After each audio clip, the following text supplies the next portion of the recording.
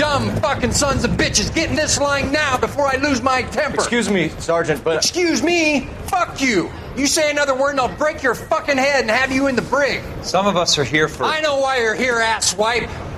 I'm having a bad day, Private. Some people don't seem to want to get on this bus. Didn't ask for your help. He didn't ask for your help. Can you believe this guy? Who are you two? Abbott and Costello? We're here for OCS, Sergeant. So it's the three fucking stooges and you're here for OCS. God help this fucking country and the USMC. The Japanese will do the world a favor and kill you quickly. All three of you are on report. What are your fucking names? Phelps. Kelso. Merrill.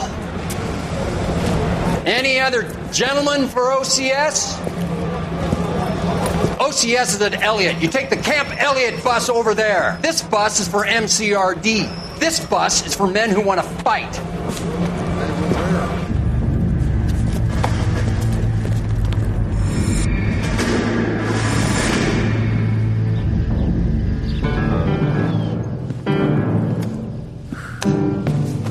This kind of opportunity comes along once in a lifetime, Hank. I have to grasp it. You have to survive it first, Cole. Here are the veterans. The Japs love to shoot officers. If I can make a name for myself in this war, my future... Thinking of taking on a company of the Emperor's finest single-handed? You don't seem the Sergeant York type to me. When I need your opinion, Kelso, I'll ask for it. They talk about officers like you in boot camp, Cole. They call it the Custer Syndrome. Guys who go around dreaming of fame and glory and getting all of their men killed in the process. Our duty is to lead, Kelso. And their duty is to die for your wonderful future?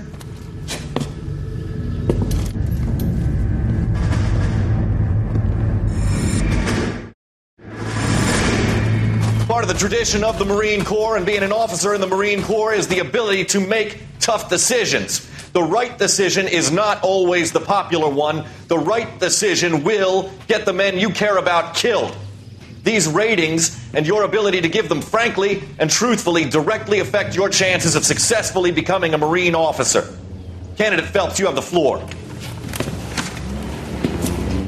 Esprit de Corps, Merrill, 10. Franklin, 8. Weiss, 8. Donahoe, 6. Kowalski, 6. Hudson, 5. Kelso, 2.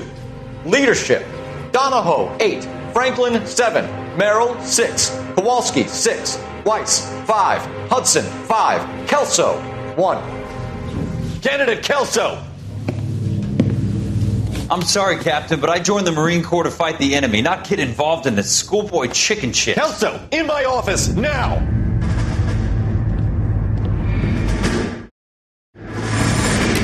You have any plans for Weekend Liberty, Jack? My sisters have been working in Los Angeles in a bomber factory. They're coming down to visit. I'm meeting them at the station at 6. Good for you, Jack. Are they cute? They're my sisters, Hank. Attention! Final inspection before Liberty.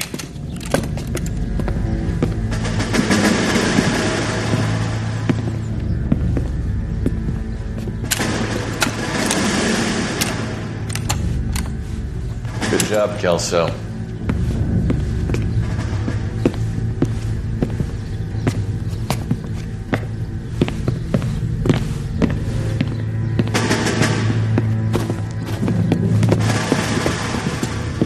Are we going somewhere, gentlemen?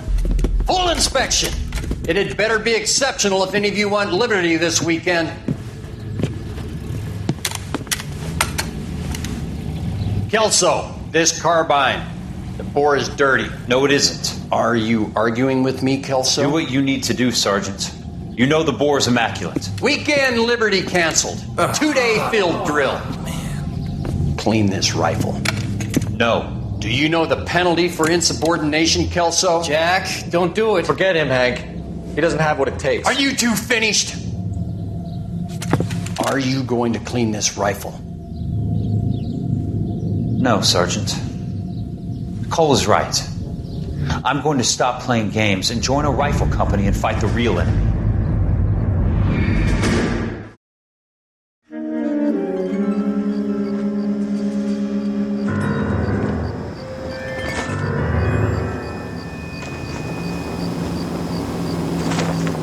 Phelps, welcome to Vice. This is your new partner, Roy Earl. Take a seat. A special request was made to transfer you to Ad Vice. We need a man with your kind of starch on this desk, son. We have 2 dead Negroes found in an apartment this morning on Yucca Street. Number 6358, apartment 5. We got better things to be doing than wasting our time on 2 dead junkies. Did I ask your opinion, detective? 2 men dead on U.S. Army issue morphine. That makes it an advice case. Beat it! Yes, sir. And that is Cole Phelps' warm welcome to Advice, an introduction to his new partner, Roy Earl. You and the lieutenant have some history? You could say that. We used to be partners. So, you're working with the big boys now, Cole? I guess so, Roy. I thought homicide was the primo assignment. That may be the case. I asked for you personally, Phelps. I had to pull a few strings to get you over to Advice. How does it feel? The lieutenant seems to think I'm doing okay. Okay? Don't get humble on me, Phelps. You're doing great. You're the department pinup boy. War hero and crime fighter. What a combination. I can assure you I'm no war hero, detective. Nice car, Roy. Is it department issue? No, this is my sled. You can't be seen slumming it in a Nash if you're in Vice, Cole. Meanwhile, we got needle freaks kissing it goodbye all over Central Avenue. Despite just showing up for his first day at the new job, Cole and Roy arrive at the Junkies' apartment crime scene at 3:50 in the morning. They really picked a prize shithole for our first date. As we near the barriers, a helpful officer points us in the right direction. It's up the stairs, detectives. Around the corner, Shouldn't you be last working? door on the left. These people are Come on, vultures, Dunn. officer. Your show But now. You can tell he got it because it's unfamiliar territory. Carruthers, Phelps? I've been reassigned to Advice. What have we got? 2 stiffs, overdosed. Been dead a couple of days. Government issue morphine. We use the same syrettes in Okinawa. Fucking Negro junkies can't take supply this pure. You know these guys? I know of them. The younger one's a 2-bit horn player by the name of Cornell Tyree. The other one works in distribution. Started using a little too much of his own product, and Jack D took exception. He wasn't born that ugly. His name's Lamont. Tyrone Lamont. So who's supplying the drugs? That's easy. Whoever knocked off the wharves in San Pedro. Jack Dragna, Mickey Cohen. Dope's been all upside down ever since Jimmy Utley started the long walk at Quentin. You talk about it like it's a system. It was a system. But those days are long gone. We are supposed to uphold the law. Yeah, and we do. But we can't change people. The truth is, everyone wants the license to get a little dirty now and then. Our job is to keep it manageable. That's how you see it? See it any other way, and you better forget about being a vice cop. Can we get on with this? Today, preferably? 2 corpses, one on the ground and one in the chair, and between them, a wallet and spilled popcorn. These clowns lived on popcorn? Must have been messy eaters. It's all over the floor. Examining the wallet first,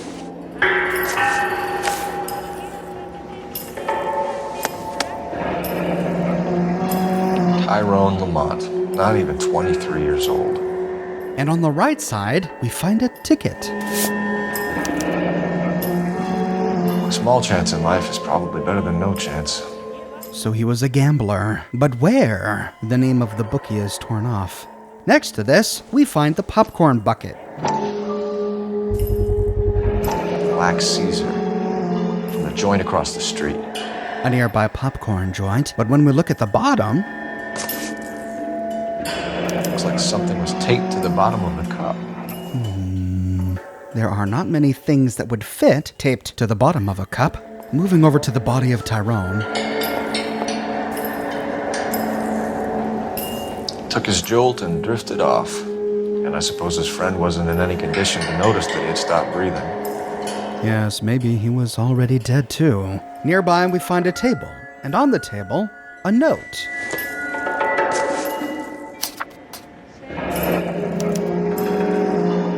Some kind of fruit, a bell, and win. Strange doodle. What Cole here describes as a strange doodle is clearly a combination of symbols we find on the reel of a slot machine. That, in addition to the gambling ticket we found, is what? Pointing us towards a casino? Near to this, we find some sheet music. I wonder what's the correlation between love of the needle and love of the music. All in My Head, music by Andrew and Simon Hale. These arms are empty, these hands are cold. If these eyes could hold you, never let you go, the door remains open for you to walk back in. It's doubtful that there's a message here. This is likely incidental to the case. But nearby we find another cup of popcorn. Another special order from the Caesar. And when we inspect the bottom, more tape marks. The item that was taped here becomes apparent when we examine the nearby spill. Here we find... Street life have no idea how dangerous this stuff is. A morphine syringe. This one hasn't been used yet, but nearby we find one that has. No cooking or preparation. Must have been the easiest fix these two ever had. But finding these syringes in proximity to the popcorn isn't enough evidence that they were taped to the bottom of the cups. We need to find one that hasn't been used. Moving into the kitchen, we find quite a mess, but on the kitchen counter, we find another cup. A bit heavy for an empty cup. This one's slightly heavier, and on the bottom... They've been getting their fix right over the counter in broad daylight. Bingo. Hard evidence that they got the morphine from the nearby popcorn shack. We'll have to visit them in a minute. Examining the corner, we can see exactly how much popcorn and morphine these guys had consumed. It's a wonder they didn't die earlier. Finally, we can move towards the body on the ground.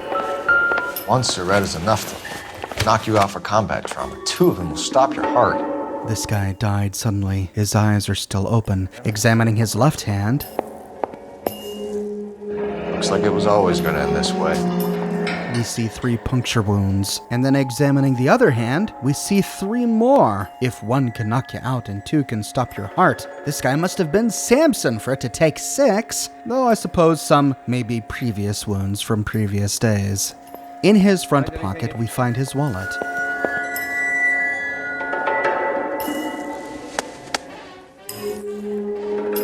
They say only the good die young. I hope it was true in your case. Cornell was even younger than Tyrone, 21 years old. And on the opposite side of this wallet, we find a handwritten note. Who is JJ? And why do these two care about his taste in music? JJ always listens to 275 FM. Well, we only have one lead. We have a name, JJ, but that doesn't help us much. And we have a gambling ticket, but the name of the bookie was ripped off. The Emperor across the street appears to shift a lot of popcorn. Let's shake him down. So, looks like we have to head across the street to nearby Black Caesar's Popcorn. Instead of driving there, Roy wants to go for a walk. Right. Let's wrap this up before I actually have to work overtime instead of just claiming for it. You're a true inspiration to us all, Roy. We see that the Black Caesar's food hut already has a line down the sidewalk. We arrive at 7:38 p.m., though it didn't seem like it took 4 hours at the apartment, but at any rate, being cops, Cole and Roy can skip the line. Help you? Detectives Phelps and Durrell, LAPD. We're inquiring into the deaths Hand over the popcorn, numbskull, before we kick the door in.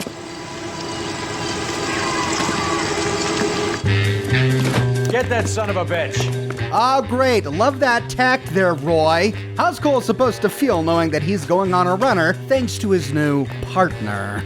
He takes us into the back, down an alley, and up a pipe. Stay on him.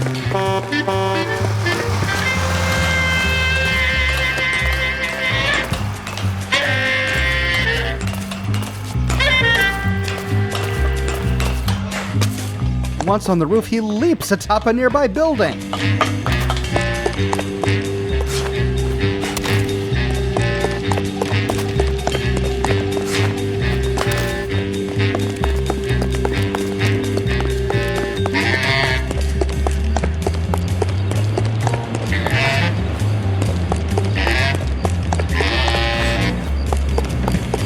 The chase continues with the suspect leading us from rooftop to rooftop. And I should have seen this coming, but...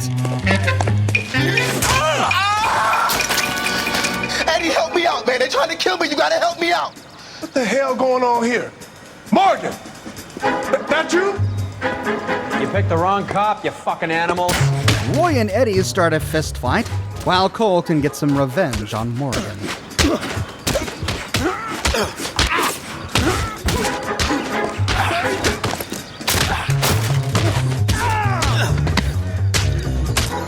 I'm scared of you.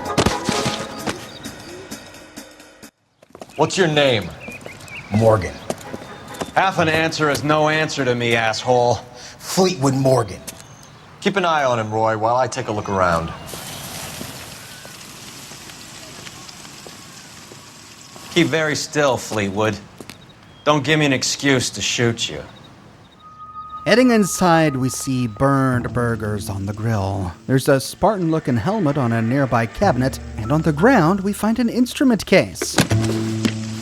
So sheet music in the apartment, and a trumpet on the ground. Here we find a trumpet mute, peering closer. We see something inside, twisting the top half off. These number slips might affect your tone, Fleetwood. Betting slips, just like the one we found in Tyrone's wallet, only these aren't ripped. We have the bookie, Odie's, 1456 Bronson Avenue, Hollywood. Instruments, music, betting slips. How are they connected? Near to this, should be stamped on the reverse by the issuer. the Blue Room Jazz Club, patrons or performers. Flipping it over, maybe Morgan can give us something on this Jones character. Issued by Jermaine Jones, booking agent. Jermaine Jones, JJ. And this reminds us of the other note we found in the apartment, telling us exactly which radio station JJ likes to listen to. So Jermaine Jones was a booking agent, the Blue Room was a jazz club, these guys have trumpets, and the dead ones have sheet music. Sounds like they were young jazz performers, playing at nearby clubs, and all connected. At the front of the shop, we find a big cardboard box, and inside, Morphine. Might not be filling, but I'm sure it's satisfying. one Surrett solution of morphine. All the evidence we need to prove that Morgan was selling morphine to customers. Heading out, we can interview Fleetwood Morgan. We're inquiring about the deaths of two men in an apartment across the street, Fleetwood. We want answers. Of course. I'll do my best, mister. First, we'll ask him if he knows anything about the two overdose victims we found. You sold the drugs to Cornell Tyree and Tyrone Lamont. Oh, I sell fried steaks and black-eyed peas.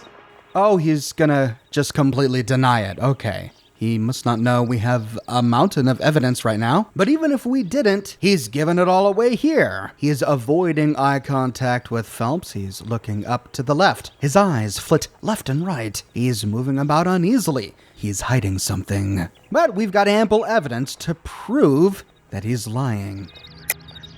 You're lying, Fleetwood. We know that you supplied them. I don't know nothing about no drugs. All I do is my 10 hair flipping burgers. Can you prove any different? Yep.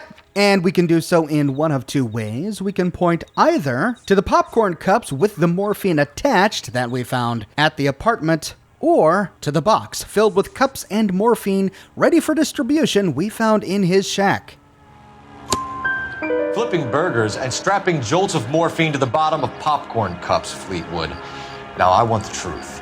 Who supplies the drugs? Cat by the name of Armstrong Edwards. He brings the stuff around about once a day. I know Armstrong. He's a two-bound, strictly small time. Who's he working for, Fleetwood? Jermaine Jones. Jermaine Jones? JJ. But we know from the Blue Room ticket that JJ was a booking agent. What about the number slips we discovered at the apartment and here in the shack? We have you for the hop and resisting arrest. Tell us about the numbers if you want our help. Look, the numbers are the white man's tax on poor folk. All right, now what else you want to know?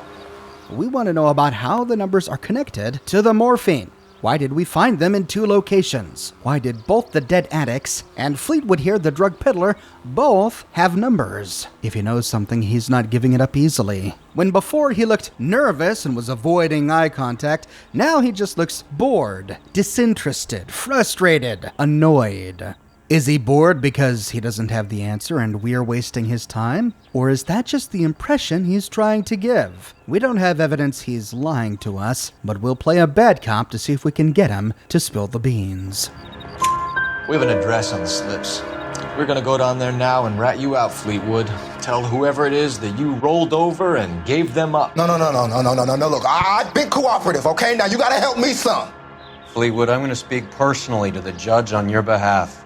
A name, Fleetwood. Well, he's a real slick dude. Wears a hat and swings a cane. Goes by the name of Merlin, all right? I ain't got a last name. See you at the station, Fleetwood.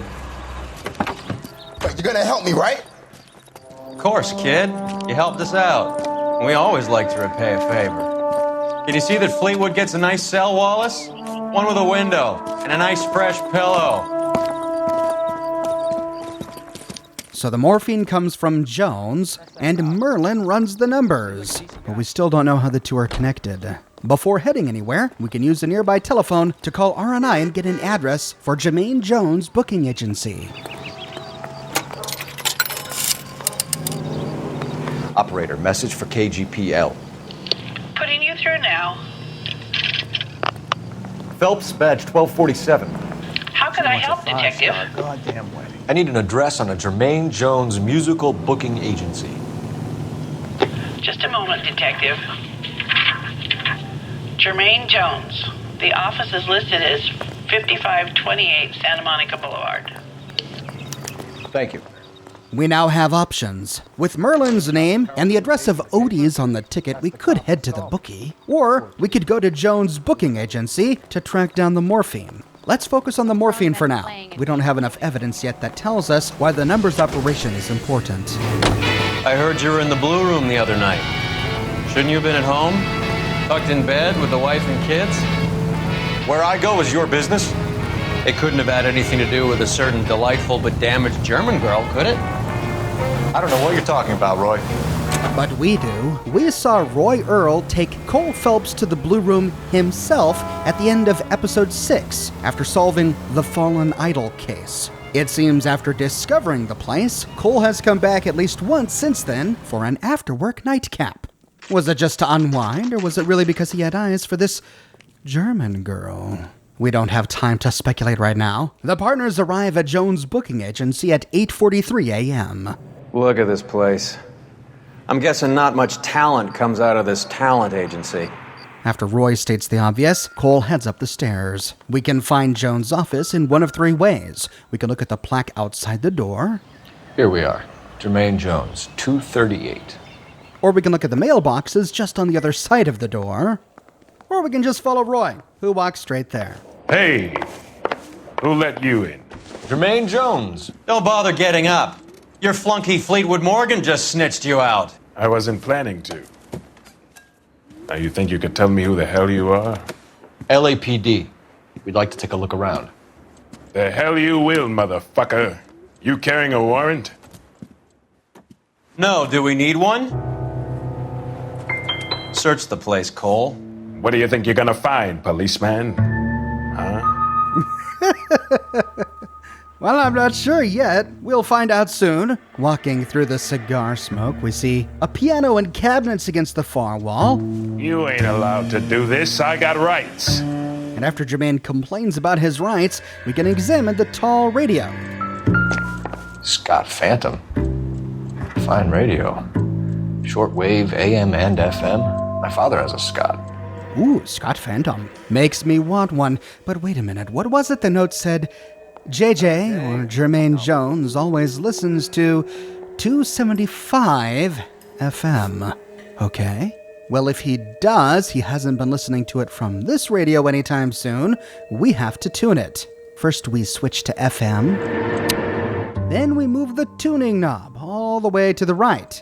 275 isn't labeled, but we find it marked just to the left of 280. When we're sure we have it, we can power the radio.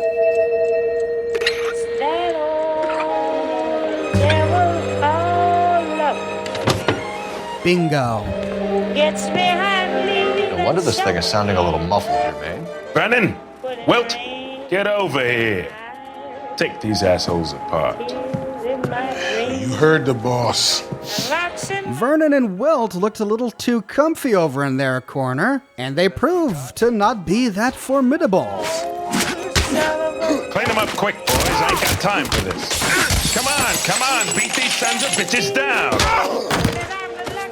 Sit tight, asshole. Pretend you're at the parlor getting your nails done. Cole, you better search through that stuff in the radio before you brace our friend here. Perhaps they were too hopped up on morphine. Heading back to the radio, we can see what's inside. How many starving musicians pay with perfect, clean 50s? Looks like these just came from a bank. Next to this... This must be how those two bums standing guard take their wages. Must be amazing what you can get people to do when you've got them hooked. How many vials do we find hidden here? Dozens, at least. And next to this... Your friend Fleetwood was also a betting man, Jermaine. Fleetwood, Tyrone, and now Jermaine. And finally... Too much for felony possession. I'm thinking intent to supply. So Jermaine is getting the musicians who come to his booking agency hooked on a variety of drugs. Finally, on the underside of the radio lid, we find a sticker. Ramez Removals. They must have taken special care delivering this for you. It's a good point. It's not many cabinet radios that have a secret compartment built in. I wonder how much business Ramez Removals does with Jermaine Jones. As we continue to explore, we make our way behind his desk, where we find another radio. Flipping it over... I hope none of this stuff is purloined, Mr. Jones. I have a receipt for that thing. Somewhere. Another sticker for Ramez Removals. Maybe Jermaine is just a loyal customer. When done with our investigations, we can finally interview Jermaine. Lamont and Tyree are dead. At a stretch, the DA could have you on felony murder for supplying stolen government... Tyrone and Cornell are dead? They're on a slab downtown with the ME examining their last meal. Popcorn washed down with morphine. You offering me a deal? I have a pet judge who hates blacks. He'll give you 50 years for your two buddies. Another 30 for stealing from Uncle Sam. You'll be out by the time you're 110. Imagine the changes you'll see. I get the message. How much is this gonna cost me? For now, it'll cost his cooperation. We have a few questions. We learned from newspaper cutscenes during the White Shoe slaying and the Fallen Idol that the morphine was stolen from a military ship. But how? Who supplies the morphine? I don't know nothing about that. Well, that just seems highly unlikely, Jermaine. Unless he stole the morphine himself, he had to get it from someone. We followed the trail from the addicts to Fleetwood the dealer to Jermaine, his supplier. The trail has to go further. Additionally, his body posture doesn't instill confidence within us. His hands fidget beneath the table. He tilts his head back and moves it from side to side. He'll make eye contact for a brief moment and then look down sadly as if he's contemplating his future life behind bars. We don't have evidence that he is lying to us, but we have every reason in the world to doubt his story. So we make you for all of it. You're the fall guy from Mickey Cohen. In case you haven't noticed, I'm a colored man. You see any Jew boys running around here? I collect my cut. Lenny the Fink controls the action. Lenny who? Lenny Finkelstein, Mickey's dipshit brother-in-law. So it goes back to Mickey Cohen. We haven't met Mickey in the game yet, but we have seen him in those newspaper flashbacks. Mickey was the mob boss whom Courtney had a polite conversation with in the newspaper flashback we watched during episode 10, The White Shoe Slaying. But we are supposed to believe that it's not Mickey Cohen, but instead Mickey Cohen's brother-in-law, Lenny Finkelstein. But how to track him down? Maybe it has something to do with the numbers. We can ask Jermaine here about his involvement with Odie's bookie. What is the link between the morphine and the numbers slips? There is no link. You're wasting your time here. But if we are wasting our time, he should be cocky.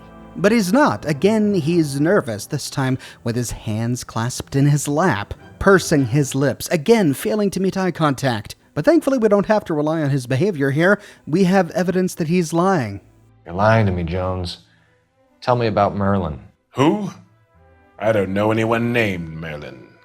The addicts had ticket stubs. Fleetwood had a ticket stub. Jermaine the distributor had a ticket stub. And they all had morphine. The fact that Fleetwood knew the name of the man running the numbers and Jermaine here is pretending not to is the evidence we need to prove that he is lying. We'll choose distributor identified. Fleetwood Morgan will testify that you and Merlin are expanding out of illegal gambling and into drugs. Okay, so I buy from a cat goes by the name of Merlin Oddie. Merlin runs the lottery for the Jew boy. The Fink has a new line in drugs. You squeal me out, I deny ever telling you. Tell us about Oddie. Oddie's a gambler. Fronts points on football games, fights, the horses, numbers. Chicken crossing the road. Motherfucker will take the odds on anything. All right, so he gets his morphine from Merlin Oddie. Merlin Oddie, who runs the lottery for Finkelstein. Finkelstein, the brother-in-law of mob boss Mickey Cohen. And he said they weren't connected.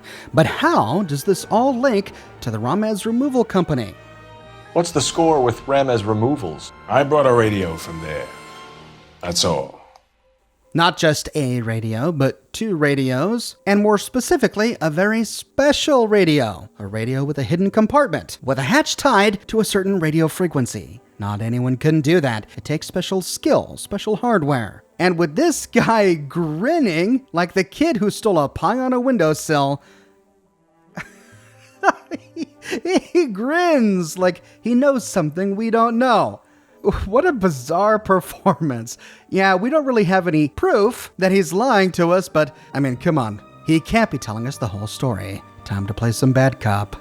So when we visit Ramez Removals and tell them that we want a special bookcase or wardrobe to hide our dope in, they're going to be copacetic? And when we tell them their good friend Jermaine sent us and said they could do a nice deal for the LAPD. I could use an act like you two. Those fucks Abbott and Costello are on the slide. Hollywood could use another couple of deeply unfunny white bread humps like you. Very good, Jermaine. You have character. Now cough it up. Ramez is a good friend of Lenny the Fink. You getting the picture? Take them all in. We have a deal, right? We're after the morphine. I'll speak to the DA on your behalf. You have my word.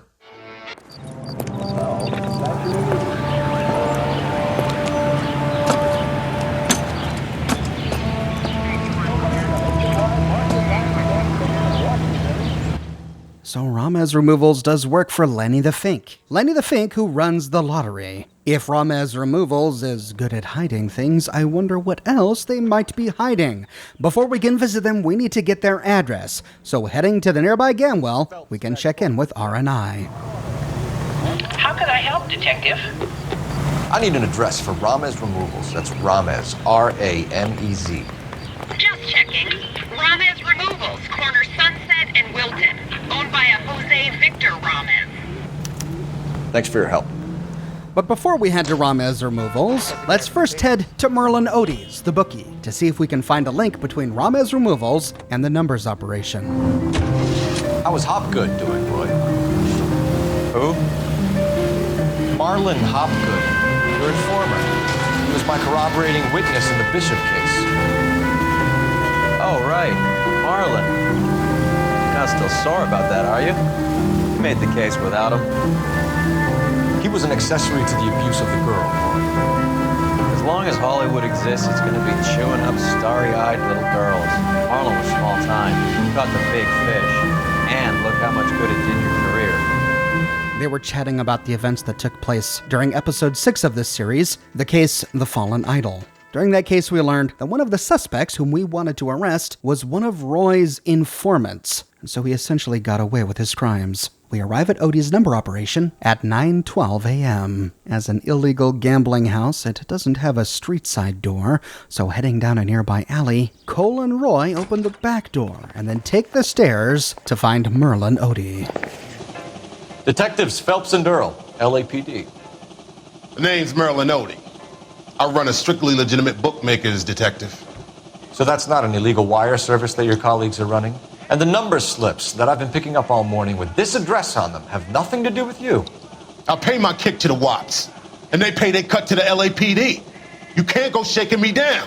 You're a loudmouth motherfucker, aren't you? Anyone ever tell you that criminals are supposed to keep their mouths shut? Stay where you are while we look around.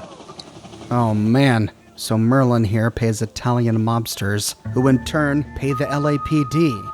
Something Roy clearly knows about because he got agitated that Odie would divulge this sensitive information so cavalierly to Cole. But back to the investigation, we see what we're looking for. In the back of the room, we find a slot machine. And at last, the note we found on the table in the addict's apartment makes sense. Let's see, what was the code? It was Cherry Bell Win. Pulling the handle, we get a bell right off the bat. We'll hold that. Pulling again. It takes a few more pulls until we get Win as the final icon. We can put a hold on that. Now for a cherry. And it takes a bit, but when a few moments later we finally get a cherry,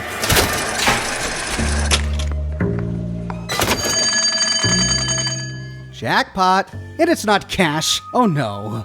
This is a jackpot of morphine. This quantity, we're looking at a high-level trafficking charge. High-level trafficking charge indeed, but no more than we found at Germain's place. It's a tidy sum, but not enough. I don't think this is where the morphine trail ends. Next to this, we find Odie's tickets. Thanks for the paper trail, Merlin. And finally, we find the link to Ramez removals that we were looking for. I think Ramez's place is our next stop. All of these devices designed to hide morphine all came from the same place that likes to work with Lenny the Fink, who owns this bookie. Oh, that's quite a win for a dime, Merlin. You better start talking. God damn it. Get after him, Phelps. Give it up, Audie. Oh yes, Roy. Hate to make you sweat in those pants. Audie runs for it, of course, because he's brilliant and he thinks he can get away. Where's he gonna go? We found his place of business with his name on it. He races into a nearby diner. I thought I'd be smart and head to the back. But he decided to go out a different door. He then takes us across the street. Stop right there, Audie, or I will shoot. Be careful, he looks dangerous. Then across another street, he gets slowed down a little bit by pedestrians. If you get him, give him one for me, detective. Hurry, you can shoot faster. There he is. You see him? Slow down, idiot. What are you trying to do, Merlin? And it's not long before Cole can tackle him. That place is outrageous.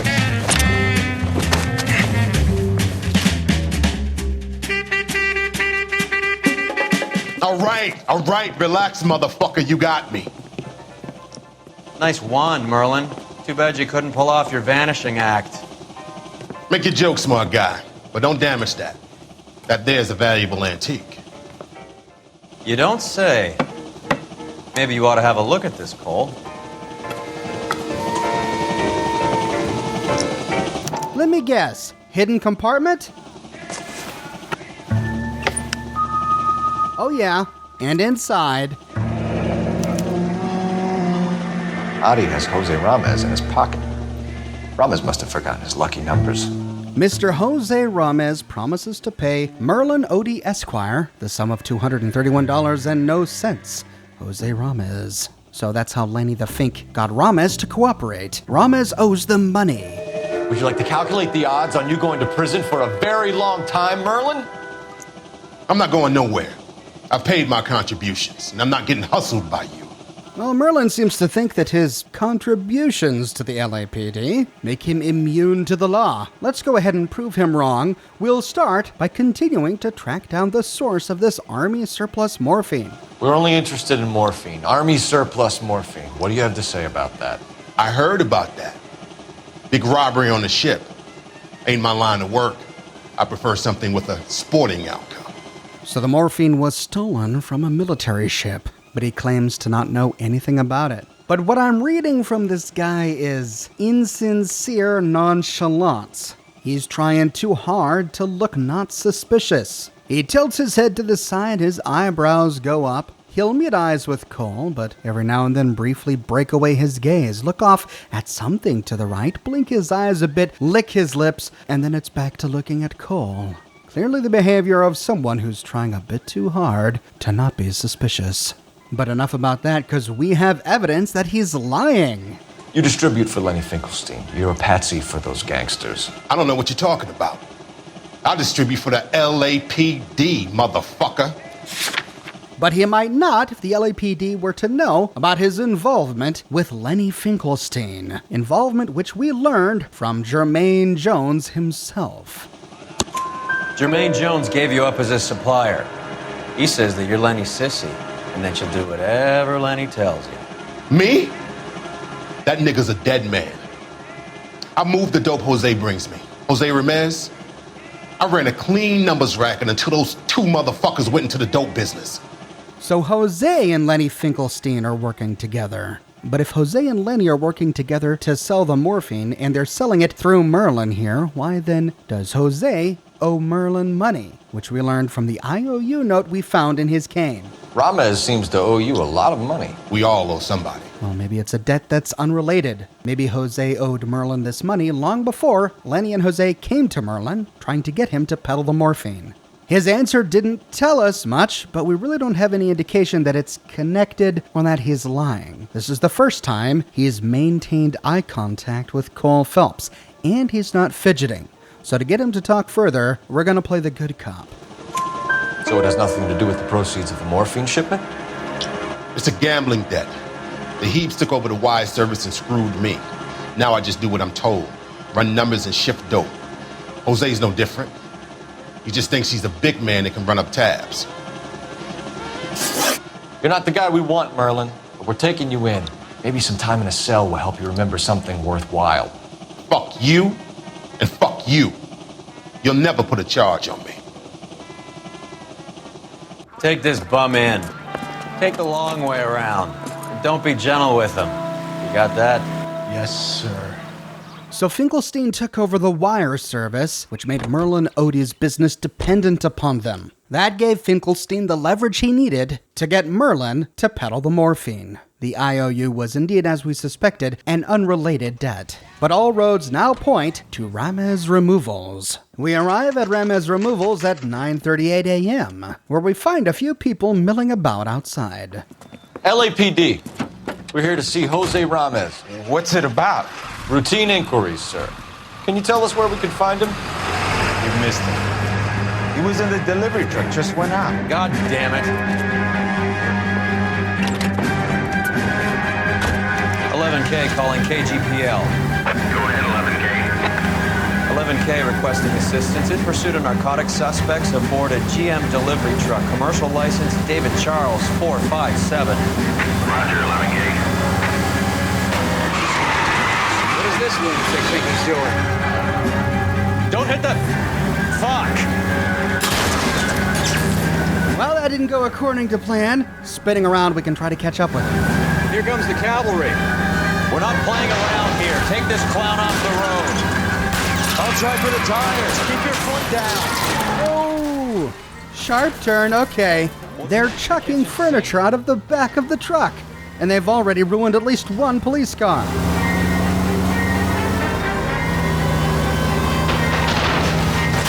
It's no good. We need to get closer. He's going left onto Hollywood. Get alongside him and take him out. Running into the thing doesn't appear to work. We've got to get close enough so that Roy can shoot out a tire.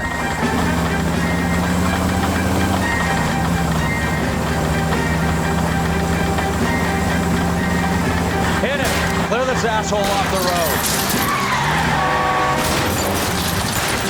Quit horsing around, Phelps. Oh, that works too. Give it up, LAPD! Jose Ramez, you're being arrested on suspicion of supplying illegal drugs, resisting arrest, and for malicious damage to LAPD property. Hey, hold your horses. I supply furniture, not drugs. And that thing back there, that was an accident. Some furniture came loose. That's all. Save it for the DA, Chico. Keep an eye on him. We're gonna take a look around inside. And of course, he protests his innocence. Looks like he's not going to be cooperative. Heading inside, we can see if we can find any dirt on the guy. And whoa, are we going to have to sift through all that? Oh gosh. Well, let's start by heading over to this light over here. Looks like this is where Jose kept some of his files. Next to the light, we find a blue logbook. Where's he been delivering? And who's been delivering here? Any repeat business in the ledger, Cole? Repeat business. Well, let's see. There's an Earnhardt Chemical, Polar Bear Ice Company, Georgia Mining Company, the Blue Room, Polar Bear. 2 Polar Bear Ice Companies. Why is Ramos buying so much ice? Make that 4 entries for the Polar Bear Ice Company on the first page alone. And they're only a few days apart. This one's the deliveries received side. So they were receiving 2x40 gallon blocks from the Polar Bear Ice Company. Moving to the opposite side, we can take a look at deliveries sent. Searching for repeat names, what do we find? Melinati is buying a lot of furniture.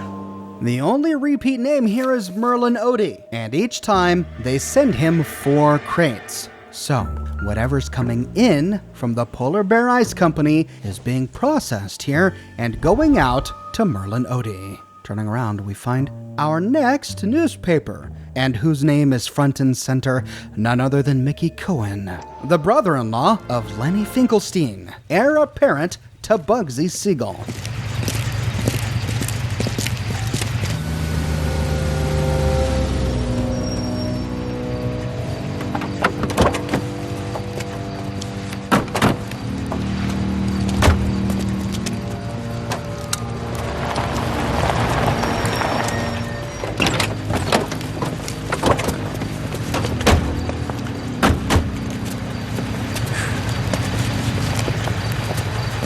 Couldn't you think anywhere else to meet, kid? We like to choose our ground. What is that supposed to mean?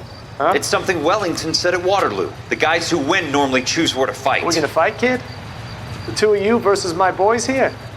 I love the fight game. I went a few rounds myself. You and your friend, he looks tough, but I don't like your chances. Nah. We don't have to fight, Mr. Cohen. We have you an enfilade. What the fuck is that? Some kind of steak? It means my men are in cover, but that they can still shoot you. If those were my orders, you would all be dead now. Are you kidding me? This is a $200 coat. You got some balls. Kelso. I hope you didn't scratch the paint in my new Lincoln. These guys are getting out of the dope business, Mr. Cohen. You'll have no more problems from them. The morphine is going to disappear back into the sea. Hang on. You're getting hasty. There's a lot of dough on offer here. Thanks for the offer, Mr. Cohen, but we are going to have to politely decline. After today, the morphine is no more. This isn't the way we normally do business. I'm aware of that, Mr. Cohen. Call me Mickey. Are you aware of the risk, huh? I'm giving it to you straight, Mr. Cohen. There will be no more morphine. We made a mistake and would like to back out gracefully. If you come after us, we will be forced to come after you. You've been polite up till now, so don't stop making threats. I don't make threats, Mr. Cohen. I'd like to thank you for your time. Is that guy your idea of muscle, kid? There's something you should know about Jack, Mr. Cohen. He killed 6 Japs hand to hand with just a bayonet and a K-bar knife. His outfit, the 6 Marines, killed over 100,000 Japs in 3 months in Okinawa, and he was in the thick of it. Those Japs are little guys, right? Yes, Mr. Cohen. About your size. Oh, Courtney, don't hold back now, man. This, combined with the flashbacks at the beginning of the episode, is allowing us to start to piece together the primary plot that's been playing in the background this whole time. Kelso and Cole served in the war together, and they weren't very good friends. And now Kelso is sticking up for Courtney. Courtney, we learned from the previous newspaper flashbacks, had gotten involved in this whole morphine thing. Kelso is trying to get his old army buddy Courtney out of it, but it looks like Mickey Cohen is being difficult. But through Kelso, this connects directly to Cole. We need to learn more before we can piece this together. As we explore, we stumble upon a pool of water. What's with the puddle? Where's that trail of water coming from, Cole? Only one way to find out, Roy, and that's to follow it. The pool of water winds between the stacks of furniture. Roy has moving commentary as we walk through the maze. There must be a way through the back. Welcome to Furniture Village, where taste comes to die. What a pile of junk. My mother would be in heaven. If we follow the trail all the way to the left, it stops in a dead end. I bet this is the kind of crap you love, Cole. 20 years out of fashion. But this furniture is sitting on a much bigger pool of water. Smells of old people in here. Yes, old people do have a scent, but I talked about that in my video on Andale. So moving on, we can follow the trail until it winds around, bringing us to a blocked-up freezer. This is useless. I can't see a damn thing. You need to get up onto the floor above. Guess that means Cole. Using the ladder, we can climb to the top. Here we find a catwalk that leads to a cargo crane. The cargo crane allows us to pick up some of the crates below. It's easy to target the one we want as a light streams down from the crane. There's a crosshair in the middle of the light, so we know exactly what we're standing over. It looks like there's really only one crate we need to move, and that's the one directly in front of the half-open door.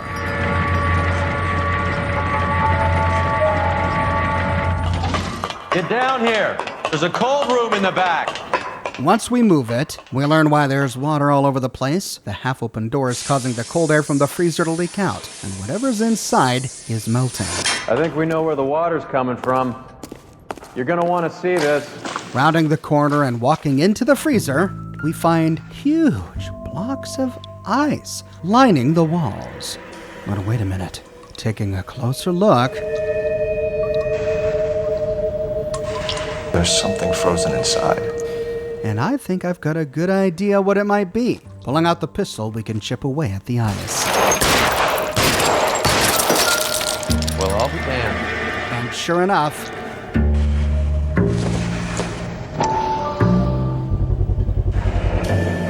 This must be how they transport the morphine.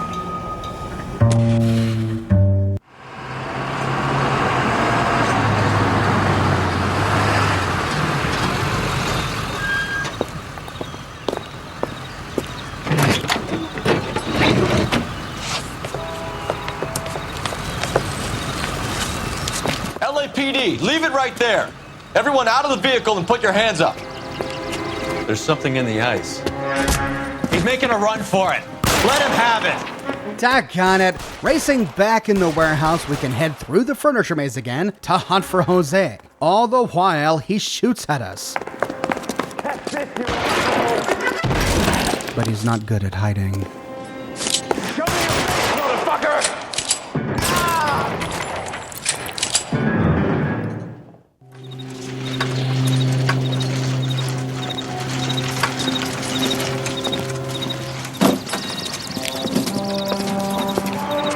Take them all to Hollywood Station. Have the ME and tech services go over this place. Where will you be? Hunting polar bear. Ramez Removals was just processing the morphine they got from the Polar Bear Ice Company. So, we have one more place to track down. Is Audie serious? Is the LAPD turning a blind eye to narcotics? Keep your shirt on, Phelps. Drugs are prohibited. Doesn't mean people don't want to take them. Limiting supply doesn't mean that we have limited demand. I understand that. I know that the average Joe needs to unwind a little and let his hair down at the end of the day. Morphine? Heroin? It's important to demonize hop, Phelps. Looks good in the papers. But when all is said and done, it's just another chemical like booze. A lot of people in high places think we're doing the city a favor by keeping the dope rolling into Central Avenue. Donnelly certainly believes we need to keep them anesthetized. Better jobs and opportunities would go a lot further. Will you listen to yourself? We arrive at the Polar Bear Ice Company at 10:13 a.m., and we are immediately greeted by a friendly fellow. The factory is closed. Has been for years. Not much call for ice anymore with all those newfangled refrigerators. Save it for someone who wants to hear it. How many janitors carry a gat? That's one way of announcing we're here. Give it up, Finkelstein. Your brother-in-law will get you a good lawyer. My brother-in-law hates my guts. Come and get me if you want some daylight through that suit of yours. Lenny the Fink races up the stairs and heads through the door. Roy and Cole make quick work of his goons. Eyes open. He's around here.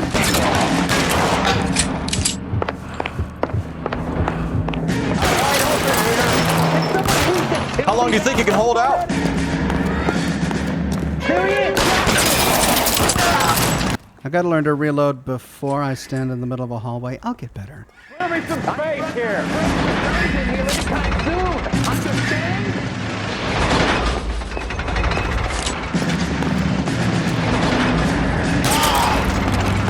Give me some goddamn cover. And there it is, the freezer. You're moving. Get me.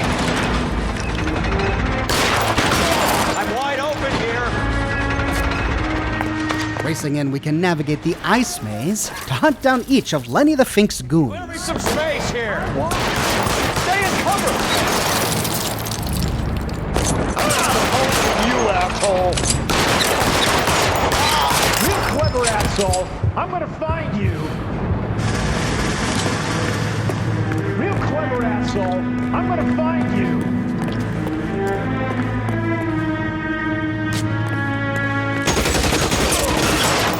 I'm wide open here. With the goons on the ground floor dead, we can head up the stairs. Time for a face-to-face confrontation with Lenny the Fink.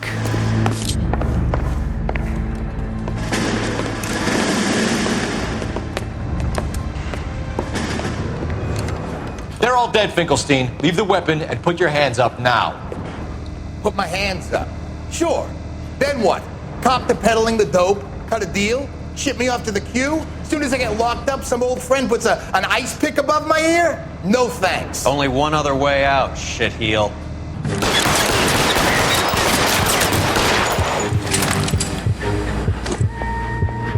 Let's have a look around. Now that we finally got some peace and quiet. Passing Lenny's body, we round a corner to see. I think I've had enough ice for one day. Until the scotch I pour myself as soon as we get out of here. More morphine. In the ice and in the crate. The source. This stuff has got to be worth at least $100 grand. So Finkelstein robbed the ship? My guess is Lenny took it off their hands. This is big. This is gonna make the papers, Phelps. As senior investigator, I'll do the talking.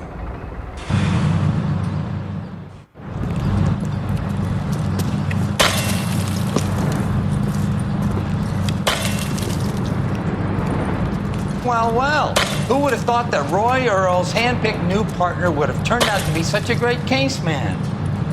This is a good result, Phelps. As far as we can tell, Lenny the Fink was moving the morphine across the city and as far north as Frisco. This makes the feds very happy, and it makes Mickey Cohen look bad. I won't lie to you, kid. I like the headlines. I like them a lot. You keep this squad in the papers, and we'll get along just fine. So Lenny bought the morphine from someone else who robbed the ship? But how are Courtney and Kelso involved? Could it be? And with that, we complete our first Vice case, the Black Caesar. The beginning of the Ad Vice desk is really where the primary plot of the game begins. We've seen snippets of it in the newspapers and the flashbacks we've gotten up until this point, but most of the stories we've already covered are incidental to this primary plot. And so I saved Cole's flashbacks to his military years until now, when I believe they're more relevant. So from here on out, we'll see his flashbacks and read more newspapers that will piece together the primary plot, which we will also be uncovering as we go from case to case on the Ad Vice desk. But we are left with a few questions. We track down the Army surplus morphine, but we still don't know how Courtney is involved in all of this. We know how Kelso got involved. Courtney came to Kelso for help. Kelso reluctantly agreed, but what role do they play in this? And how will it ultimately connect to Cole? I publish many videos each and every week here on my channel, so to find out, be sure to subscribe and to click that bell notification button. I have a shirt shop with completely unique designs you can't find anywhere else. My shirts come in a variety of men's, women's, and children's sizes, and in a wide array of colors. My designs come on other products as well, like smartphone cases, pillows, posters, stickers, mugs, prints, etc. So if interested, you can find a link to my shop in the description below, or you can click here. If you like what I do and you want to support me in a more personal way, consider becoming a patron on Patreon or a member here on YouTube. But more than anything, I'm just so glad you're here watching this video with me today. Thank you so much for watching, and I'll see you soon with more brand new videos.